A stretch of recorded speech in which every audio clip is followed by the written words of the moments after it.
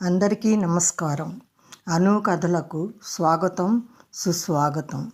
ఈనాటి నా కథా శీర్షిక జీవిత సాఫల్యం. ఈనాడు జనవరి 2007 సంవత్సరం ఆదివారం అనుబంధంలో ప్రచురించబడింది.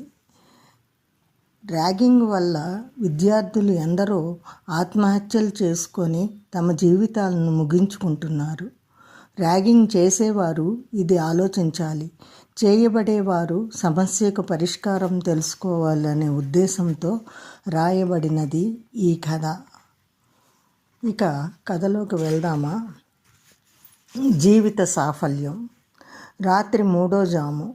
నిశ్శబ్దం ప్రపంచాన్ని జోకొట్టే వేళ. గాలి కూడా సవ్వడి చేయని సమయం. ఎవరో తట్టి లేపినట్లే మెలకువ వచ్చింది మనస్వినికి. తటాలున